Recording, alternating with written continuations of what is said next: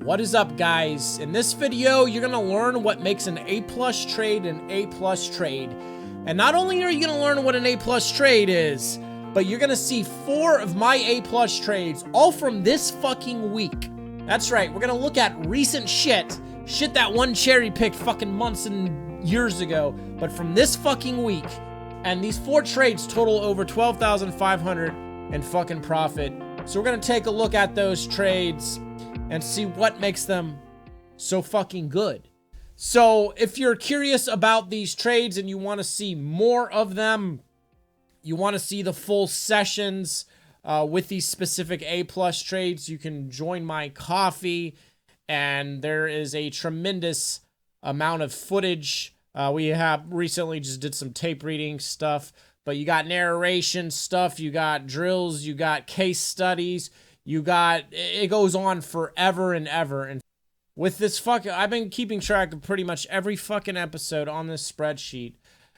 There are 107 hours of trade narrations, it's probably closer to 600 trades because I wasn't keeping track of every trade at first.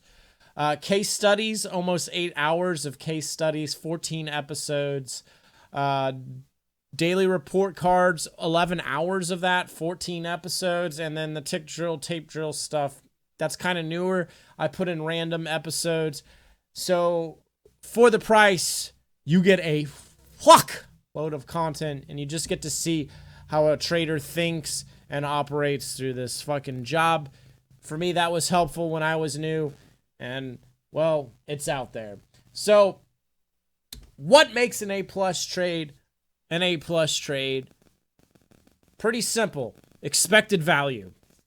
The higher the expected value, the better. But it's just not expected value. There's other things that make my trades really good. Now we're going to look at 4 trades, 3 different setups.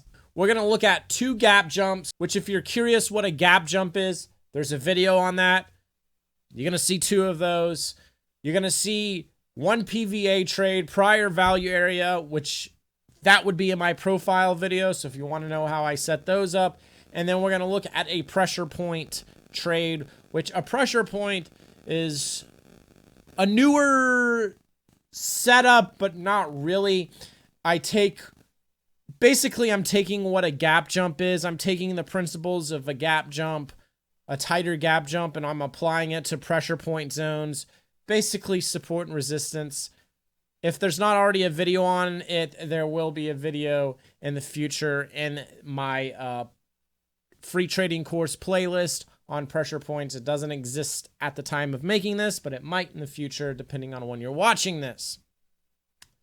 So if you know what a gap jump is, a PVA, or even if you you're going to see what a pressure point is. And let me show you what those are because I have a great example. So you can see right here, you have a yellow box, a white box, and a red box. Red boxes are pressure points. White boxes are prior value areas built off profiles. And then the gap, well, that's built off the 3-year composite, which is always the yellow box. So the crux of my trading is going to be these boxes. And they can be of different widths. They can be worth maybe 8 ticks, a point, a couple of ticks, to many, many, many, many points, depending on how tall they are. So let's go over tags so you understand what these tags are and why they're so important. Here's a red box. It doesn't matter if it's a white box, yellow box, red box. The principle for measuring expected value is always the same. So how is expected value measured? Well, I actually talk about expected value in this video from a long time ago. You should probably go check that out before you, because I'm not going to explain what expected value is in this, because I've already explained it. So, we're going to kind of explain it again. So expected value is basically going to be how many times is the edge of this box being tested, okay?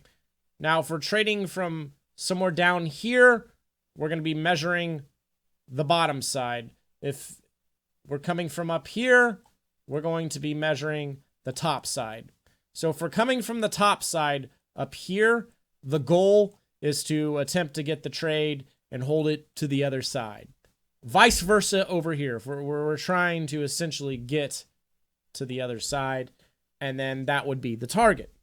Okay, so every time this thing is getting tapped, that's expected value 1, 2, 3, 4, 5, 6, 7, and then it hit, okay?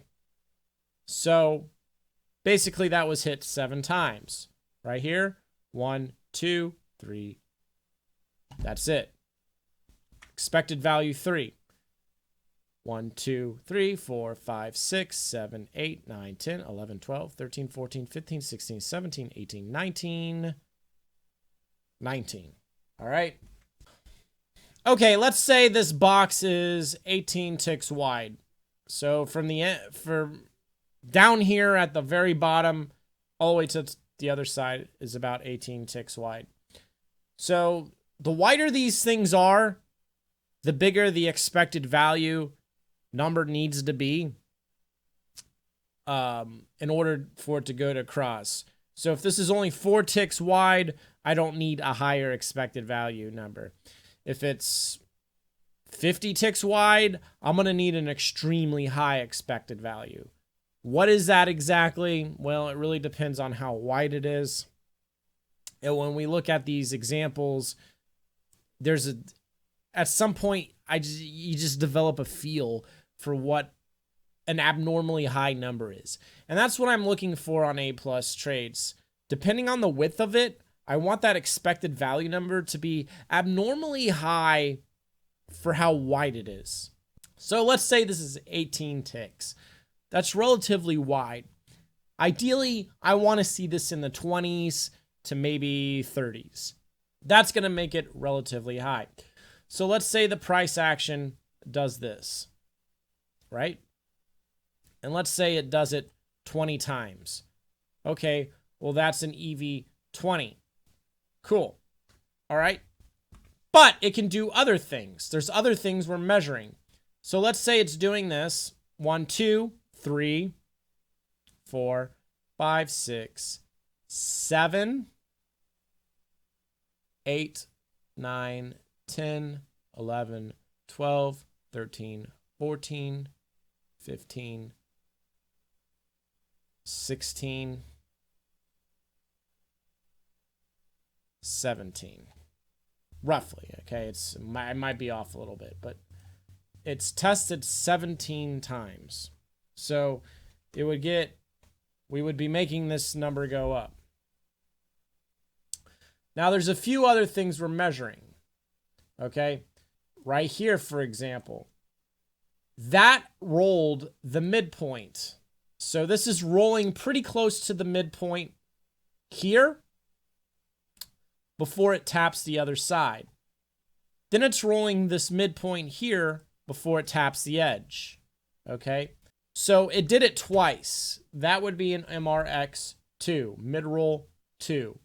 So it rolled the midpoint twice. And I actually talk about midpoint pivots in this video right here, which is another A+ video.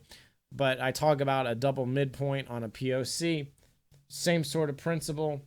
Now, here's the thing. If it doesn't come back and tap the entry or this entry edge, kind of where I want to trade, because I want to trade roughly at that exact spot.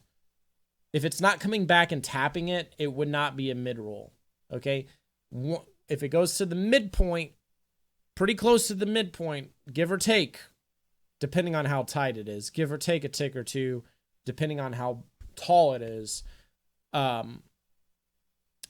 it's counted as a mid-roll when it comes back. This gives me information. We'll talk about what that information is in a moment. Now, there's a few other things it's doing as well. Right here.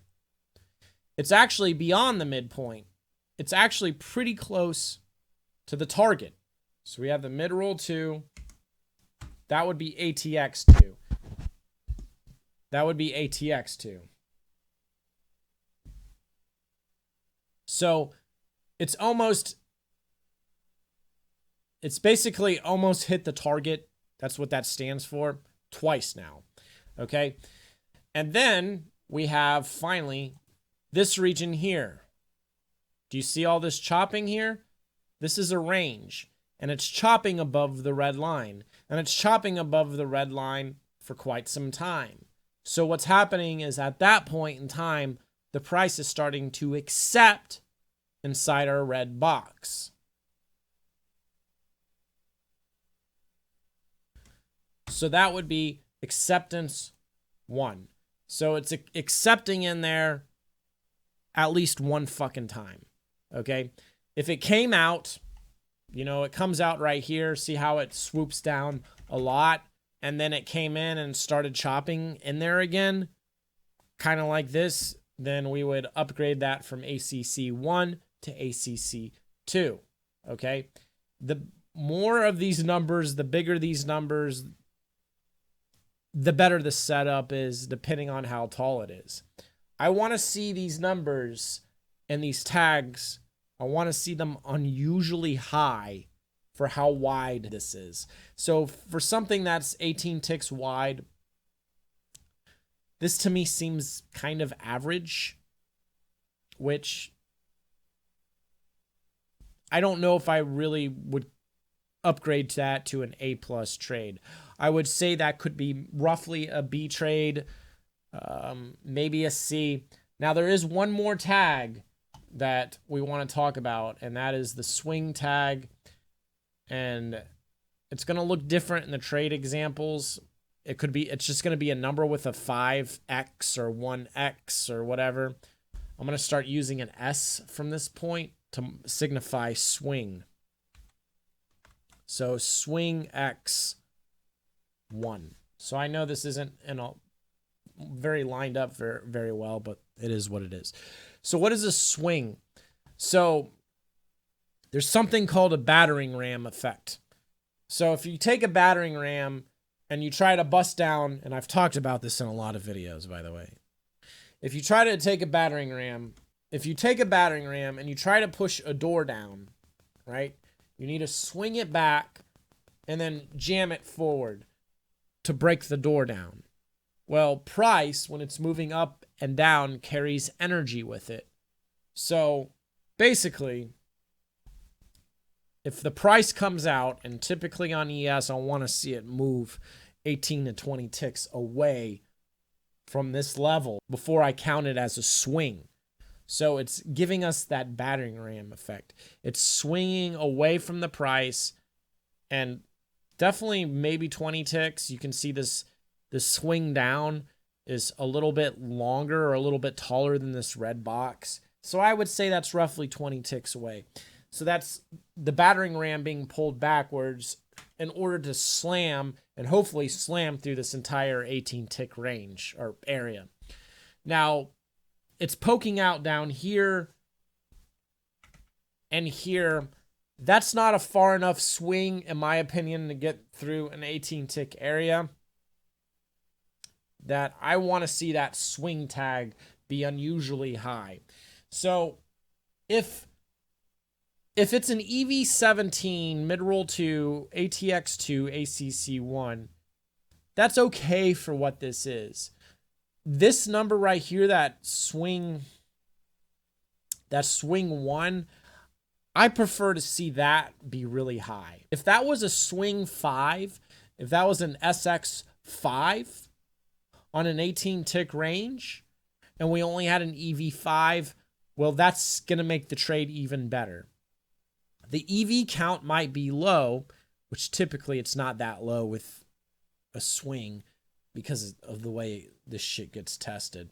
But if this EV count was only a fucking 5 and we didn't have these other tags, but we had a swing 5 on it, that tag right there, that swing tag, I'm really wanting to watch that specific tag, because that's going to make the trade that much better. Because if it's a swing 5, that means it went away from this area and didn't make it all the way through 5 times, and it went away more than 20 ticks away. So it's like somebody's taking the battering ram, smashing the door, right? On the first thrust and smash into the door, even though you're pulling that battering ram back all the way and jamming it forward, that first thrust may not break that door down.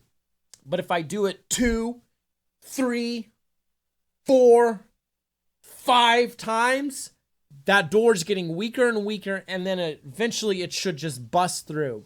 So that's why the swing tag is such a big deal. And I want to see the price really go far away. It can be 20 ticks away. It can be 80 ticks away. It can be 180 ticks away. I want to see that swing tag really high. That's going to make shit better. Now, the swing tag may not be very high. It could be a 1 or a 2. But if it's a 1 or 2, which, you know, that's not something I prefer. But if it's a 1 or 2, but this right here, this EV tag's like a fucking mid 30 or a 40, that's unusually high.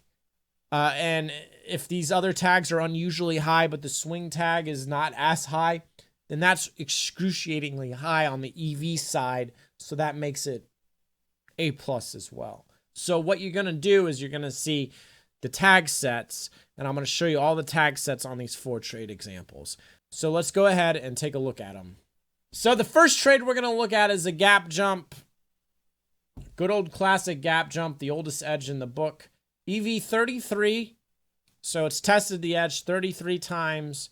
It's mid-pivoted the gap 3 times, and it almost made it to the target at least once. Well, it almost made it to the target once. And it has 5 swings. So 5 really far pullbacks. So you can see it up here.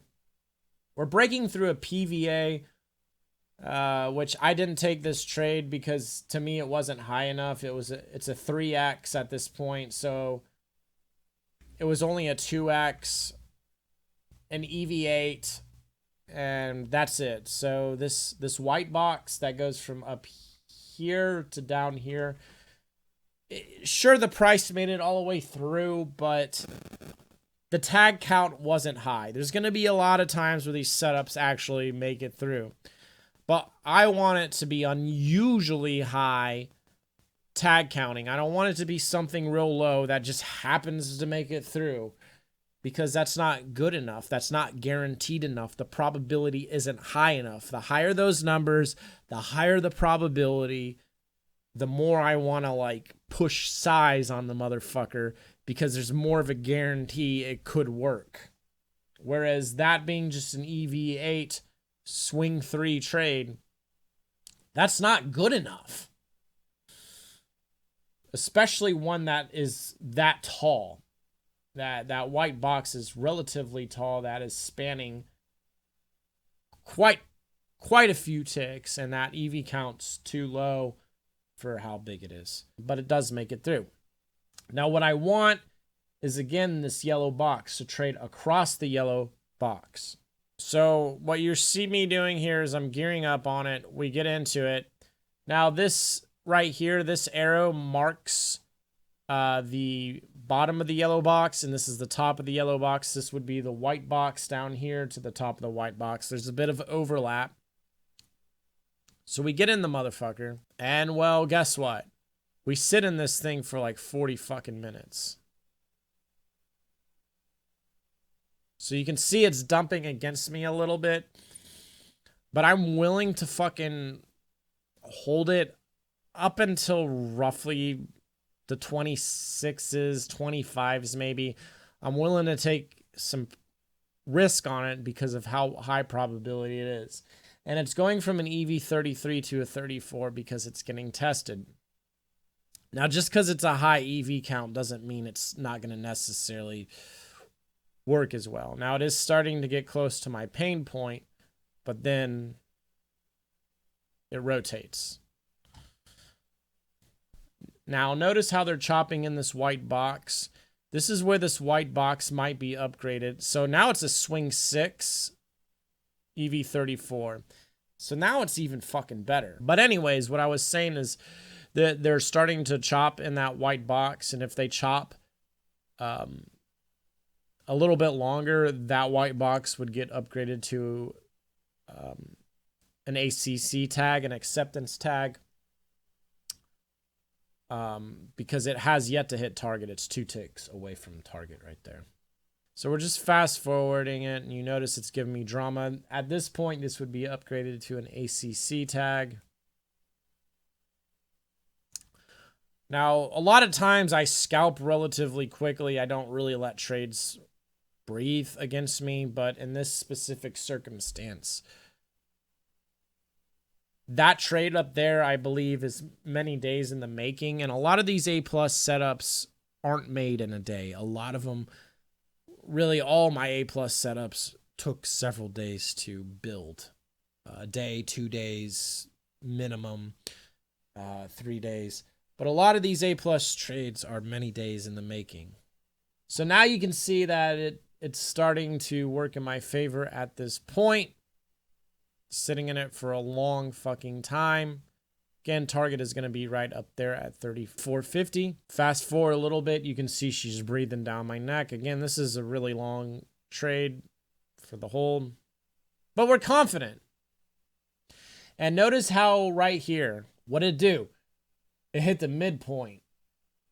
So it's hitting the midpoint. Now it's upgraded to at least a mid-roll 4, and it came back to the edge, which sometimes I don't upgrade the tags when I'm in the trade, but I know that's what that is. So now it's a mid-roll 4. So since it's a mid-roll 4, we're going to go in here and we're going to upgrade the tag. And you can see it's getting better. And it's more than a 34 at this point. At this point, it's roughly a 36. So put that in like so. But again, at some point, we're not going to be labeling it because we're in it. We know that mentally it's getting higher, but for the sake of you guys seeing how this unfolds. So we fast forward, it's starting to bounce and come in again at the midpoint, and it's already mid-rolled 4 fucking times. 6 swings. There's a good chance it's going through. And not only is there a good chance that it's going to go through, there's a good chance it might overshoot, meaning it might shoot past the target and give us more than what we originally would try to get. If the tag set is really fucking high, and this is ridiculously high with 6 swings, it's probably going to overshoot. Now, I want to take most of it off at target, especially since we're in a lower volatility environment. I mean, at the time of this, we're in like a 13, 14 VIX, which is really low. So a lot of times targets fail and trades come back. Now, it is chopping in the yellow box for a hot while. That it would get an acceptance tag at this point. So acceptance 1. I want to keep the S tag at the end. Generally, these tags in the middle can get mushed around, but it's always going to have EV near the front and then the swing at the end. So she's sinking against me, no problem. It's going to be an EV 37 at this point. Now watch this as we sit in here. Now it's a 37, 8, 9... Probably an EV 40 at this point, which is stupid high. Stupid high.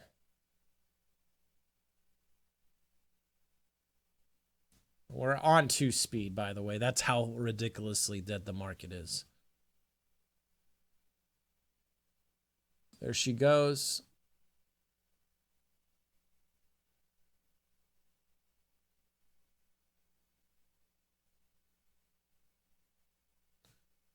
So there's our overshoot. It goes beyond the target. And then we flat it. And then we get out. So we rode. And that was a 16-lot trade. It's just. This type of setup doesn't come around that often. As Mike Bellafiore says, if you see it, swing the bat hard. And that's what I chose to do on that. So we took 8 off at the yellow edge, and then we took the other 8 off on that next leg up. Now the motherfucker just keeps going up. But I'm not going to bank on that because there's times you have high EV trades like this and they just hit target and then they slam back in. So how do we really know it's going to do that? We don't. So in the end, once it finally was finished setup, it's an EV40, mid-roll 4, ATX1, ACC1, swing 6. Let's look at the next trade, which is a PVA. Prior value area. It's going to be a white box. Same exact principles. This one's going to be an EV21, ATX2, ACC1, mid-roll 2, swing 5. That right here is key. The EV count's relatively good. It almost hit the target twice. It mid-rolled twice. That's okay. It has accepted once. I do like that. These are decent tags, relatively higher EV. I like that. So it's kind of on the higher end. It's this right here that really is really the nail in the coffin. Also, when you watch the coffee, I'm starting to film myself as well during the session. So you'll be seeing that. So this is FOMC. This is it right here. This is the tag. It says 6 hours or 16 hours on it. Since it's a white box, it's a PVA. I like to mark out how long it took to make that white box. You can't really do that on gaps, and you can't do that on pressure points, which are the red boxes. But on these prior value areas, I just want to know how long was it made. Was it made over 2-3 days, 16 hours, 1 hour, 30 minutes? Because that's going to give me an idea of how many traders might be trapped in there. Typically, the longer it had been made, the tighter it is, the more explosive it could be going through. Now you can just see over here is the red bar. It's almost hitting the target because of FOMC, so the market is dumping in fucking fast. So you see me sitting in this thing. Now it's so fucking volatile that I know it's going to go against me quite a bit. So I'm not really willing to hold much past up in this region, but since the volatility is so high, I need to give it more room to breathe. And this is also going to be the edge of the PVA at the 175, 125. It's the edge of that box. So I'm getting in right on the edge. And the target is right near the low at 96. Again, 2 buy speed, so it's faster than normal.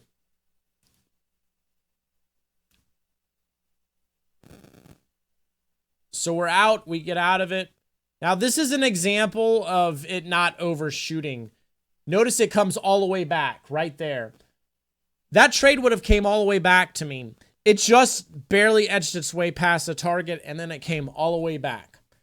Now, the thing about the red boxes or the white boxes, once it gets to the other side, I delete those, and they're completely gone. And they have a shelf life of once.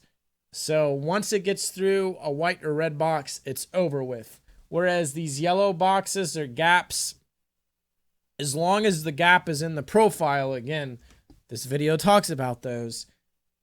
As long as the gap is still in the profile, that gap is always good. Once that gap will disappear over time, but the yellow box is the one trade or the one setup that can be retraded multiple times. So hypothetically, this would have been upgraded to an ATX 3 because it's coming in a third time. And it would be hypothetically a swing 6 on that next test.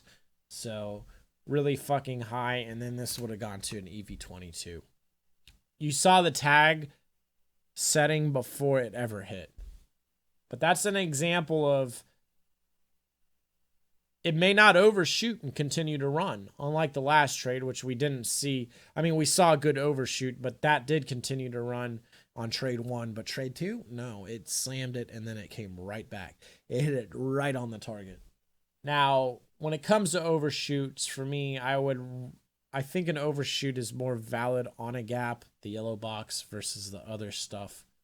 But it really depends on how high the counts are. All right, now we're going to look at a pressure point trade. EV33 ATX8, which is really high. It's almost made it to the other side 8 times. Pressure points tend to have really high ATX numbers, and it mid-rolled 3 times. So it's almost made it to the other side a lot. And then it's a swing 5 EV33. That's substantial. These pressure points are only typically 8 ticks wide. They're usually no more than that. So anytime you see these are usually just 2 points. Why? That'll be explained in the pressure point video. This also is accepting in there, which we don't have that tag on there. I guess I forgot. So there's definitely at least one acceptance on it. So it would be this trade here. We're in it. 16 contracts. Because we take off 4 there because I'm not quite sure. I'm in it really heavy. The volatility is really low. Again, 2 buy speed. I'm not quite sure if it's going to really jam all the way across. Barely any order flows coming in. There's a profile here. There's a lot of other nuances to this shit.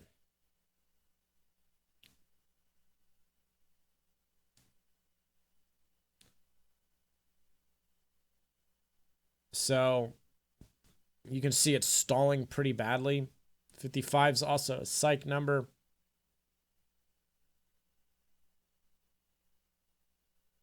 Get in, and now we're holding a little bit for overshoot. And then we take off a little bit for the overshoot. Very high probability setup, especially it being so thin, only 8 ticks wide. Very, very, very unusually high count, so we're going to hit it hard. That's the difference between A+ and CB, is this is ridiculously high for such a tight area that there's a very high probability it'll go through. Finally, we're looking at one of the biggest fucking trades, an EV58 gap. It is a wider gap. Mid-roll 2, ATX1, swing 8. And this EV count. So the mid-roll and the ATX tag aren't that impressive, but the fact that it's EV fucking 58. So when I saw this, I'm like, I need to hit this with 20 contracts. The problem is this is FOMC, and I'm like, I just can't fucking hit it with size because the volatility is way too high. Now we were up about 3,500 at this point, so I could risk $6,000 on this trade before I hit drawdown. But for me, this was a tough call. I wanted to hit it with size. This was a very tough hold. We did attempt it here the first time it came in, and we only picked up a tick because the market is dumping in real hard from FOMC. And I have a video on reclaims and slips. I would go watch that to understand the phenomenon I'm about to explain. Because this is hardcore reclaimed, I don't want to reclaim on my backside. Again, I explain it in that fucking video. Why do I not want to reclaim on the backside? Go watch that fucking video. Okay? So it comes up and then it starts to tighten up in this region. That's good. Then it's starting to channel up. I don't like that, so I draw this channel line, and I want to see this channel line start to really bust down. There's so much volatility that these moves are a lot. It's hitting 92. These are almost 10 8-point fucking swings. So these swings right here are extremely wide and large. That's like 32 ticks. And on 8 lots, you know, I could lose over 3 grand like that on just 8 lots. So if I was to really hit it with some size, you know, I could be losing like fucking 8 grand on 20 lots or some fucking shit like that, which that would just wipe me out for the day. And it just, we kind of in this area where it's like, fuck, the volatility's so high. We just can't put on the size we want. And the problem is like getting into it at the right time. Trying to time it is one thing, but trying to time it in really high volatility where it can just eat your fucking ass like nobody's business, and then not in a good way if you're into that, where you're losing, you know, 32 ticks. That can fuck you real bad. And then you're out, and that's going to be hard to recoup. So the way we enter this is actually very interesting. We get into it in a pretty precise sort of way. So you can see this arrow at 82 and 80.50. I'm measuring this swing right here and then right here as well.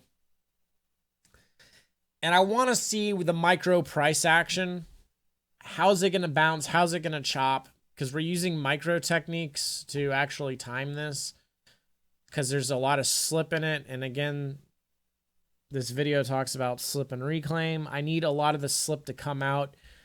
And if that video doesn't explain it enough, the coffee, I talk about slipping and reclaiming all the time. And if you want to know more about the technique of actually timing this, you're going to want to go watch that episode. So here's those 2 arrows. Now notice how this is like a 3-second chart on the ES. This is the NQ over here. Notice how it bounces above that first arrow, comes in, and it's putting in a micro range right here. Well, the thing about it is I think it can cycle up and down on this range. And also there's another range up here you can't see. This is a V flush, and that's more of an advanced price action technique. I talk about that all the time in the coffee if you want to know more what that is. But I don't know if this V flush is going to V through this range and it's V failing, but it's also building a new range. So it could be range stacking. But the moment it comes out and it starts to wibble wobble right here, that little micro price action is right when I know I want to time it. And it's also underneath this arrow right here, which happens again to be this lower pivot right here.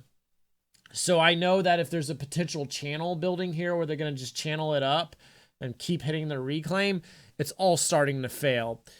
And you have all this chopping, so a lot of the reclaim in here got filled in and buffered, so there's a good chance it may not come back up.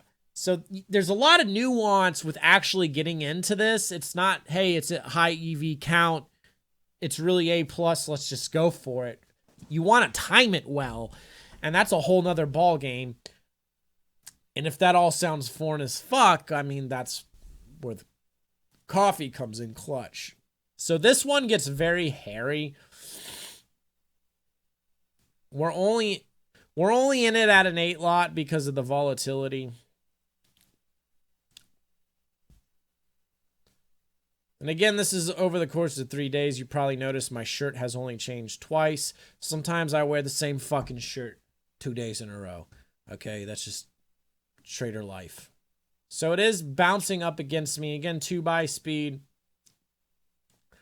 We're really wanting to lean on this. And this EV count just went higher right here.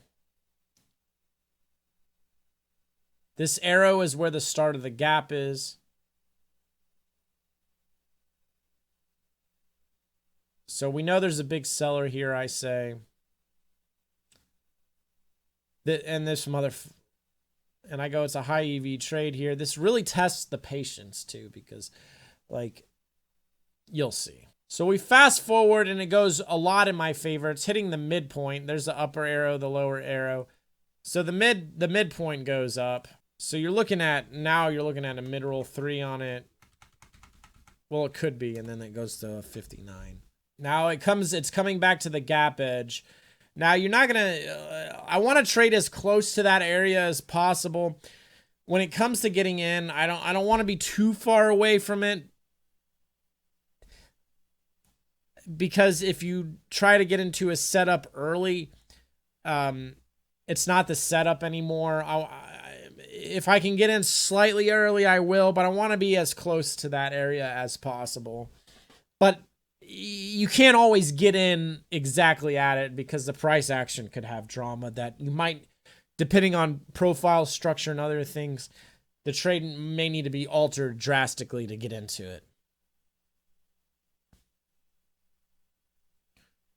Now she's starting to slip a lot. You're starting to get a lot of mid slip here. And she's starting to float really hard in this section, which if you watch the coffee, you'll hear me talking about it. Now you can see it's coming back up again. So it's an EV60 at this point. And it's starting to get really tight and starting to walk its way up, which is really not good. I mean, it gets so fucking close. But in the forefront of my mind, this setup is so high probability. We need to hold this fucking thing.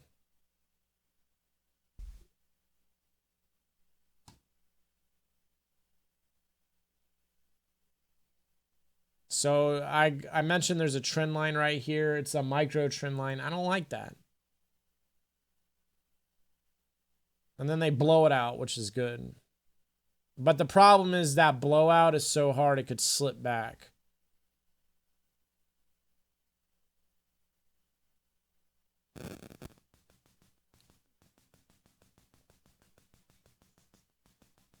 So at this point, I go, it's an EV61. You can see me throwing my arms up in a good way.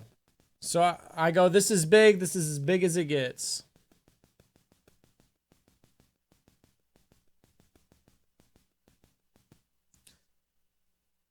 I just want to say, if you like my Dom, you want to know what it is, you can save yourself, I forget how much, this much.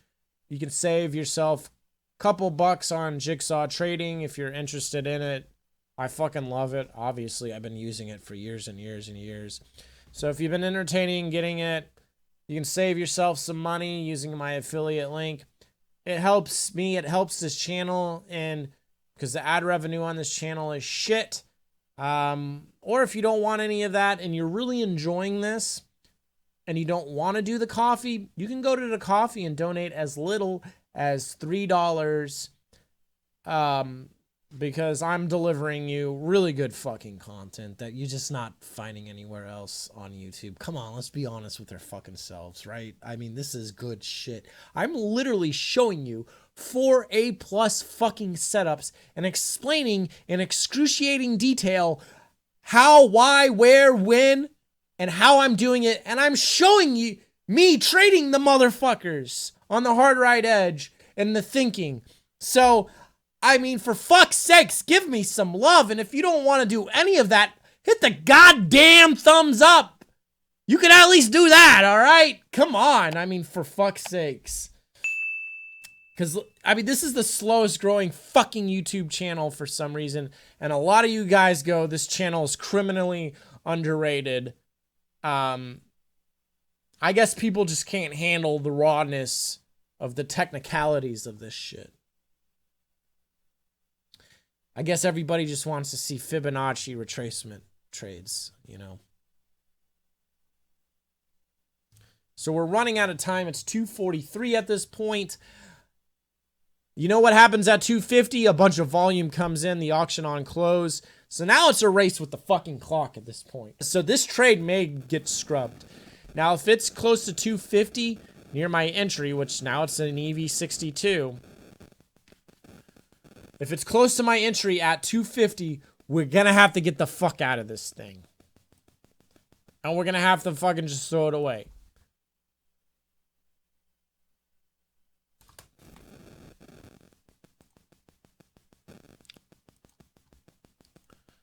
Now, if it's closer down here at 250, we're going to hold it. So right here, it's 30 seconds.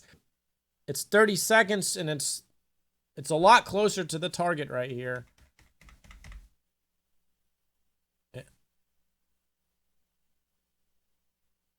There's Womack.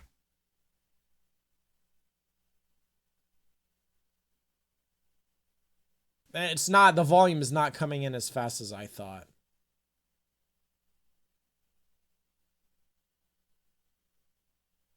Still holding it.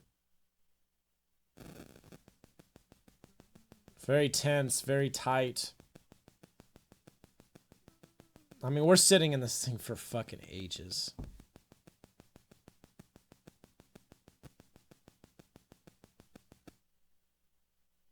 So, I mean, she'll make it. She's gonna bust through.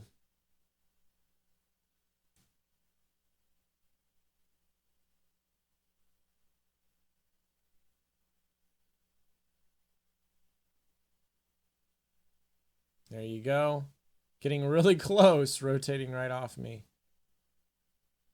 Now, just because it's an A+ setup doesn't mean you need to have balls and all this other shit to hold it. So I'm blowing on it because I believe if you blow on the... So I go, I need a dash of salt right here. Look at it rotating 2 ticks above us. We're getting ready to potentially just pull the whole thing. That's an ATX, by the way. If it goes to the other end, that would be an ATX.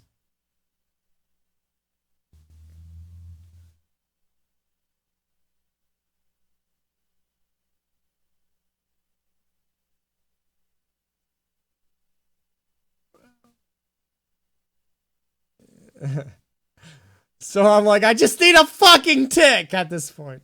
So what we do is we just take it. We just take it there. So we decided to just get the fuck out of it because now it does start to overshoot at this. Now look at that bullshit. It just barely breaches the target and all the way fucking back. And by the way, this would reset. This is no longer an EV58 trade. It hit target and it reset. So that's a prime example of, again, sometimes they overshoot. Sometimes they don't and they come all the way back. So it's always good to take most of it off at target, especially in a low VIX, low volatility environment. So here are those 4 trades again. As you can see, really high counts. Notice the swinging on these things are all really high as well. That's what makes an A+ trade. And getting into an A+ trade and having the ability to hold the A+ trade or manage it appropriately, that's a whole nother skill set. However, that is what an A+ trade is for me. That's what they look like. That's what I want to take. That's where I want to push size. And that's what makes certain trades so good. They are just unusually high. And if you really break it down, whether it's a PVA, a gap jump, or a pressure point, hypothetically, it's all support resistance. That's all it is I'm measuring how many times it's failing in a given area. And can it make it all the way across that area? And that's basically what the crux of all these setups are. These trades is literally support resistance. Surprise, motherfucker. So there are other techniques. There's other things we use, price action patterns and all sorts of other stuff we use to try to get into these things, because timing is really one of the hardest skill sets. Just because the EV count is really high doesn't mean it's gonna work every time, all the time, because some of these could be really high and then it fails, and then we're kind of out, and then we gotta try again on the next setup. So I hope you guys enjoyed that. In the meantime, go watch some other video. See you in the next one.